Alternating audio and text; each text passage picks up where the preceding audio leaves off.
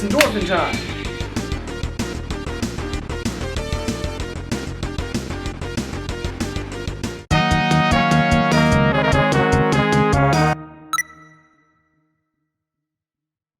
Hey friends, I'm Pragmatik, and it is July, which means it's time again to devote an entire month to either a game series, genre, or just anything I really want to talk about a lot.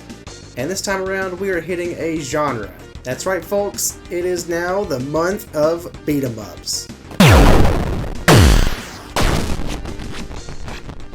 Beat-em-ups are a genre that I absolutely adore, and while I have covered some like Streets of Rage 4, Bad Dudes, and River City Ransom, there are still a ton I want to go over, some of which we will showcase in this month, starting with Mighty Morphin Power Rangers.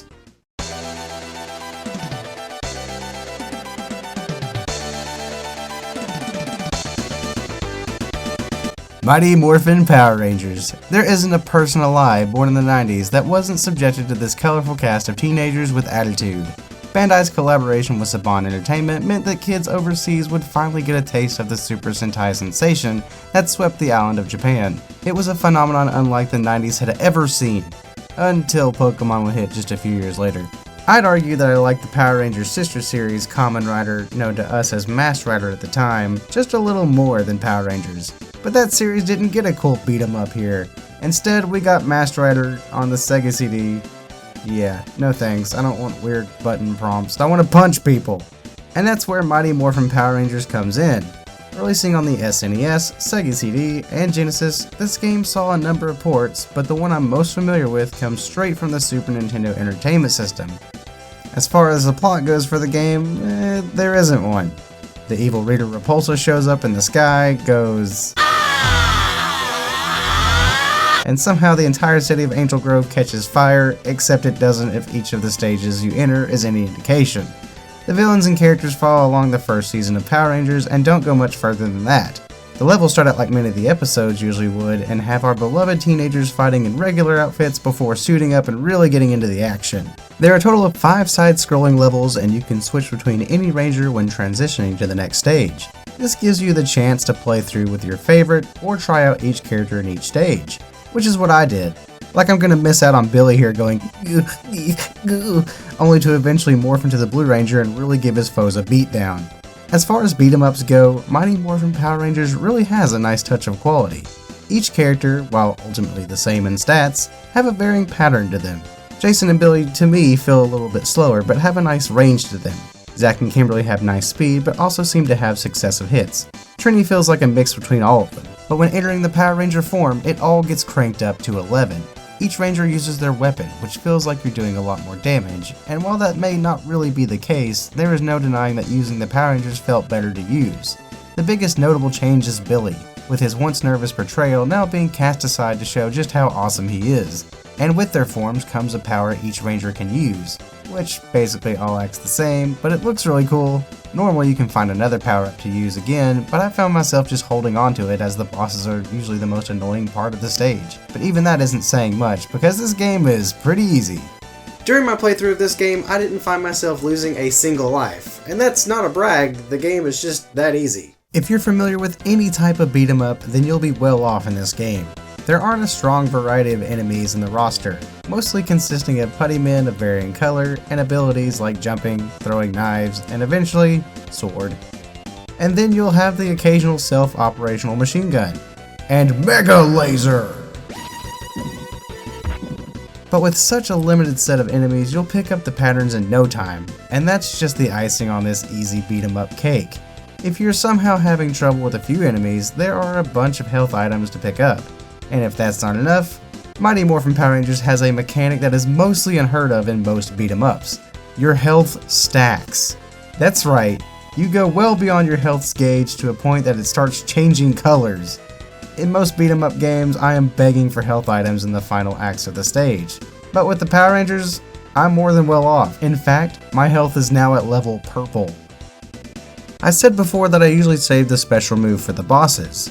Well, even without it, I don't think I'd have that much trouble. They usually only have a few gimmicks, and despite being a boss, they aren't above getting staggered with hits, so there really isn't much to worry about. The only trouble I had was with Stage 2's gnarly gnome boss. until I realized that you can just stand in the middle and spam your attack, and he'll usually spawn in an area where he gets hurt, or at least won't be able to hurt you. Look at this little freak. Progression through the stages are pretty straightforward, save for a few mechanics like jumping up on platforms, swimming, and crawling through tight areas. Look at this guy!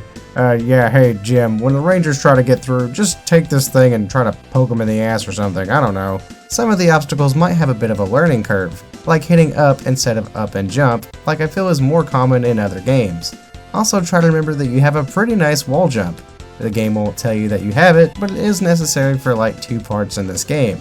The biggest difficulty comes from the last 2 stages. Here you'll form up to activate the Megazord, which will put you in a fight similar to Bandai's other game, Ultraman Towards the Future, where you have basic attacks, with special attacks that build in power depending on how long you wait. The AI here is a bit more intelligent, but acting more on the offensive will probably see you winning the fight. I didn't lose a single life, but I got darn close right here. Jeez, look at that. After the first fight, it's a 2-part fight against, hold on a second. Cyclopsis. Are you serious? And after you make short work of him, it's time to celebrate at Ernie's Juice Bar, where everybody cheers Zach as he does this dance for entirely too long. And, that's it. That's pretty much the game. Power Rangers does not pack the most punch when it comes to difficulty, but its quality can't be denied. I kind of rag on this game for certain parts, but there is a lot of here that is definitely worth some praise. Namely, one of the best things about this game is its sound effects. Everything sounds rich and heavy, and the fighting sound effects are well done. When fighting as regular teenagers, you're usually met with this dull thud, present but not overwhelming. However, when you finally morph into the Ranger, your attacks carry a reverberation to kind of show that you're hitting so hard it's causing it to echo.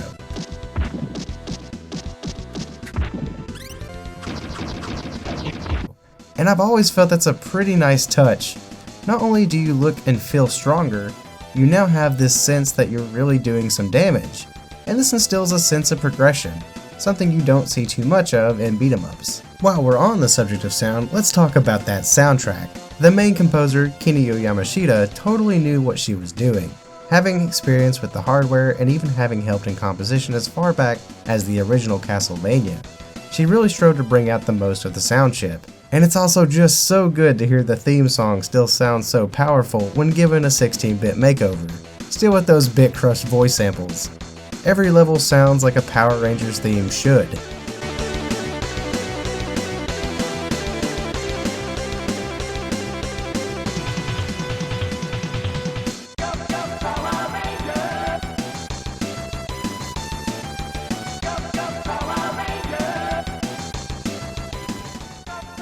The quality of the sprites is pretty up there too.